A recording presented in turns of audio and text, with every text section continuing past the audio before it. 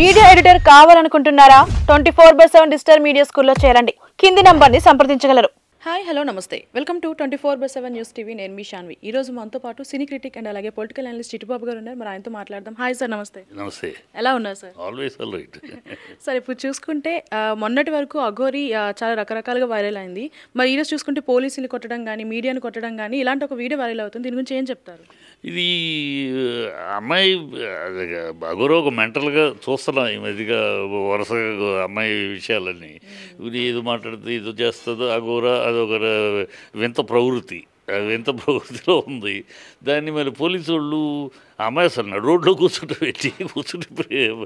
ఏదో ప్రార్థన చేయటం పెట్టి ఏ జపం ఏదో చేస్తుంది.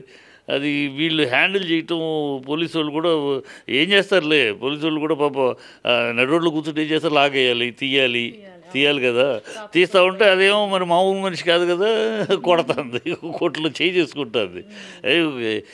తీసుకెళ్ళి లోపల పెట్టాలి. ఇలాంటి వాళ్ళంతా లోపల పెట్టి కాలు చేయికి తీస్తే అన్ని అఘోరాలు ఘోరాలు అన్నీ బయట వస్తాయి.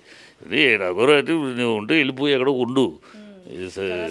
జనాల మధ్యలోకి వచ్చి నేను అఘోరాలని హంగామా ఇంటికి ఎడుతుకుంటూ ఇవన్నీ పిచ్చి వేషాలు తగిన బాగా ఇంకా మామూలు పట్టుకుని తీసుకెళ్ళారు, కాళ్ళు చేతులు ఎరగొట్టాలి. ప్రజలు మాత్రం ఆవిడ కాళ్ళు మొక్కడం ఇట్లాంటివి చేస్తున్నారు.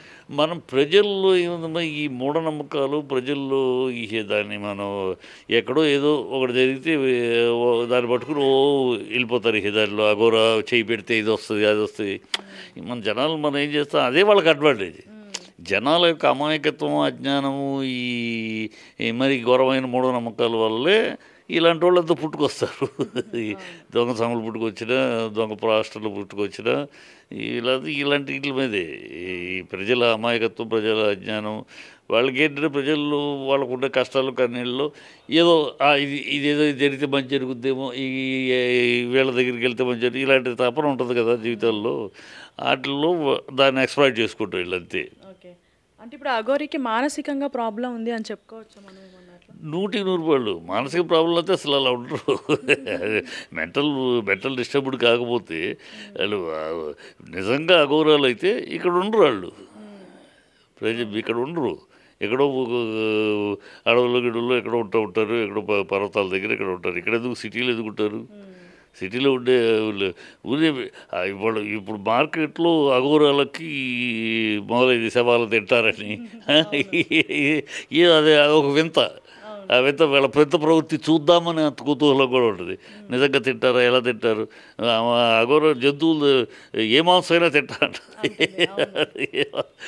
ఏ మనిషి మాంసం కూడా తింటుందంటే. అంతేగా మెంటల్. అది మెంటల్గా ప్రజలకు కూడా ఏంటంటే ఏమిటి అసలు వింత రెగ్యులర్గా అవుట్ ఆఫ్ ది వే ఉంది కదా, అవుట్ ఆఫ్ వే ఉన్న అఘోరాని ఏంటి అసలు ఈ అఘోర ఏంటి చూడాలని కుతూహలం కొద్ది వచ్చే జనాలు కొంతమంది.